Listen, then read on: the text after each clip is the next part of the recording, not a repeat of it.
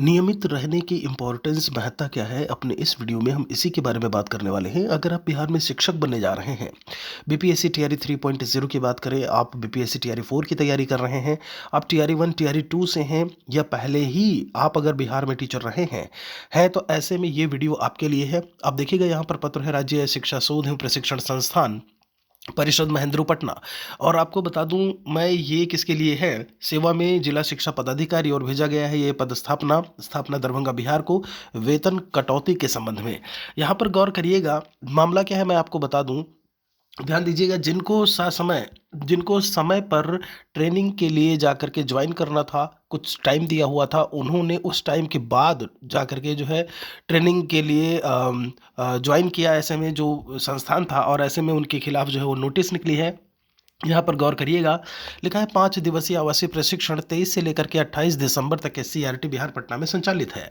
आगे कहते हैं इसमें साफ निर्देश था कि प्रतिभागियों को प्रशिक्षण की पूर्व संध्या यानी कि दिनांक 23/12 आपकी, अगर यहाँ पर देखिए इसमें लिखा हुआ है 23/12 के पूर्वाह्न 10 बजे तक, मतलब 23 तारीख से अगर शुरू थी आपकी ट्रेनिंग तो आपको 10 बजे या फिर 10 बजे से पहले तक जा कर के योगदान कर देना था, मतलब कि उसे ज्वाइन कर लेना था उस संस्थान को अपनी ट्रेनिंग के लिए। लेकिन आप 10 बजे के बाद गए हैं, तो ऐसे में यहाँ पर देखिए स्कूल का नाम, टीचर के नाम के साथ में जिला कौन सा है वो सारा कुछ यहाँ पर बताया हुआ है, और कहते हैं कि 1 दिन की वेतन की कटौती की अनुशंसा की जाती है।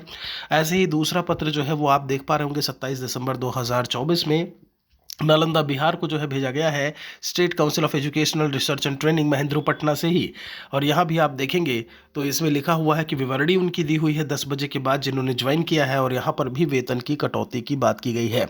अब हम बात कर लेते हैं नए शिक्षकों को लेकर के। देखिए गौर करिएगा, अगर आप बीपीएससी टीआरई से रिलेट करते हैं या आप आने वाली भर्ती जो भी है, तो ऐसे में क्या है कि चूंकि आपकी नौकरी वहाँ पर अभी शुरू भी नहीं हुई है, तो आपको समय ही जा कर के योगदान करना होगा। किन्हीं भी दशा में आप जो है लेट नहीं करिएगा। होता क्या है, आपको 2-3 दिन 4 दिन पहले, जैसा कि जब आप शिक्षक रहते हुए जब आप ट्रेनिंग करते हैं तो आपको पता लग जाता है।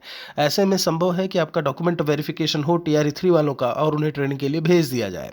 तो आप ये करने की कोशिश, अगर ऐसा होता है कि आपको उसी दिन भेजा जा रहा है, तो आप ये बिल्कुल कोशिश नहीं करिएगा कि आप घर जाएं और जा करके फिर वापस आएं और फिर ऐसे में आप जा करके संस्थान को ज्वाइन करें।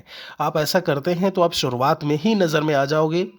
ऐसे पे मैंने बोला नौकरी पर खतरा बिल्कुल बनता ही बनता है। तो इन चीज़ों को आप बहुत अच्छी तरीके से याद रखिएगा, ध्यान रखिएगा कि आपको समय जो टाइम है, सभी का टाइम 10 बजे से पहले का ही होता है।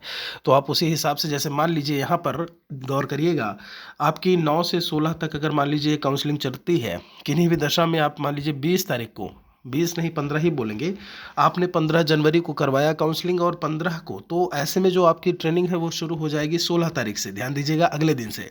तो आप 15 के शाम तक या फिर 16 तारीख के 10 बजे तक आप जा करके उस संस्थान में रिपोर्ट कर दीजिए, और ये संस्थान का पता आपको वहीं जहाँ पर आप डॉक्यूमेंट वेरिफिकेशन करवाएंगे वहीं से ही उसकी जानकारी मिल जाएगी। कोई और सवाल है तो लिखिएगा ज़रूर।